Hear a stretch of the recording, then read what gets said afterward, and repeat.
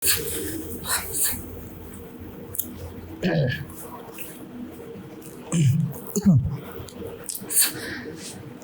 আসসালামু আলাইকুম। সবাই কেমন আছো? আশা করছি সবাই খুব ভালো আছো।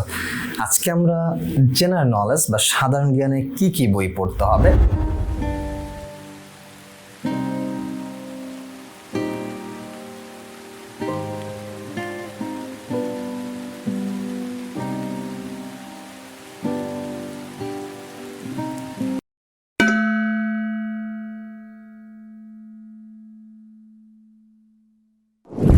বা কি কি বই পড়লে বা কোন প্রসেসে গেলে খুব ভালো করা যাবে সেই বিষয় নিয়ে আলোচনা করব। সো আমি অনেকগুলো বই বা বেশ কিছু জিনিসের নাম লিখে রেখেছি। সেগুলোর পূর্বে একটা বিষয় ডিসকাস করব, সেটি হচ্ছে সাধারণ জ্ঞান নিয়ে যখন আমরা পড়াশোনা শুরু করব তার মানে বোঝা যাচ্ছে এতে অনেক অনেক ইনফরমেশন। সো এত ইনফরমেশন কিভাবে আমরা অর্জন করব তার জন্য আমাদের বেশ কিছু টেকনিক অবলম্বন করতে হবে। প্রথমত, আমরা যেই ইউনিভার্সিটিগুলোতে বা যেখানেই কম্পিটিটিভ এক্সামগুলোতে পরীক্ষা দিতে যাই না কেন, তার পূর্বে আমরা পূর্বের বছরের প্রশ্নগুলো নিয়ে একটু অ্যানালাইসিস করব। অর্থাৎ বিগত সালে যতগুলো প্রশ্ন আসছে বা যেই টাইপের প্রশ্নগুলো আসছে সেই টাইপের প্রশ্নগুলো অ্যানালাইসিস করে এবং ওই প্রশ্নগুলোকে আমরা ওই টাইপের প্রশ্নগুলোকে এবং ওই কেন্দ্রিক প্রশ্ন থেকে আরও বেশ কিছু ইনফরমেশন কালেক্ট করার চেষ্টা করব, যাতে আমরা ওইখান থেকে যে প্রশ্নগুলো আসবে সেগুলো খুব সহজেই পারি। অর্থাৎ প্রিভিয়াস ইয়ারের কোশ্চেনগুলো অ্যানালাইসিস করা খুবই গুরুত্বপূর্ণ। সো এইবার আমি কি কি বই পড়তে হবে, কিভাবে পড়তে হবে তা নিয়ে বলার চেষ্টা করি।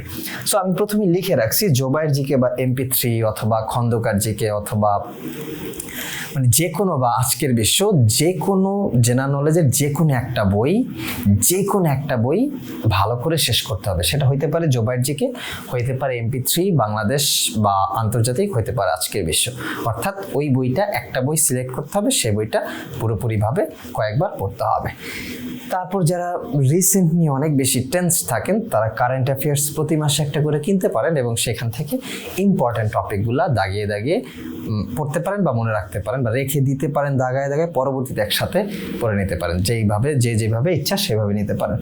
তারপর যেটা বলছিলাম, প্রিভিয়াস ইয়ার কোশ্চেন্স, যে কোনো ইউনিভার্সিটির ওই বেস ভিত্তিক প্রিভিয়াস ইয়ার কোশ্চেনগুলো কালেক্ট করতে হবে এবং সেই প্রশ্নগুলোকে অ্যানালাইসিস করে ওই টাইপের প্রশ্নগুলোকে আরও বেশি বা ওই যেই টাইপ থেকে যেই জায়গা থেকে ওই প্রশ্নগুলো আসছে সেই জায়গাগুলোকে খুব ভালোভাবে পড়ে ফেলতে হবে, কারণ টিচাররা সেখান থেকেই বারবার প্রশ্ন করার চেষ্টা করে। এরপর হচ্ছে ভার্সিটি বেসড বুক, অর্থাৎ যেই ভার্সিটিতে পরীক্ষা দিচ্ছি সেই ভার্সিটি বেসড কোনো বই থাকলে সেই বইগুলা পরীক্ষার আগের 1 মাস কালেক্ট করে রাখতে হবে।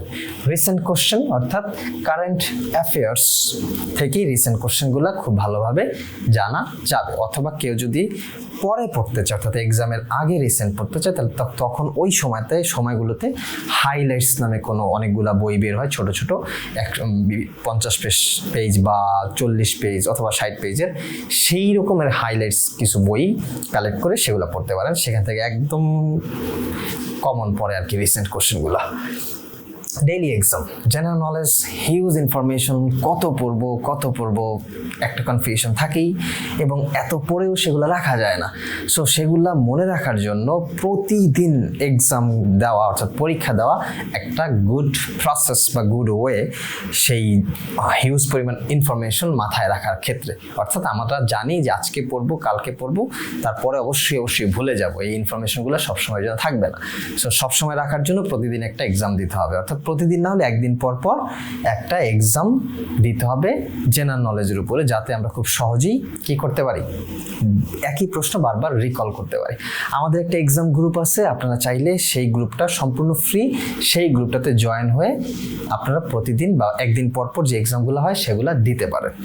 এরপর আমার একটা ইউটিউব চ্যানেল আছে যেখানে আমি কথা বলতেছি, এইটাতে সাবস্ক্রাইব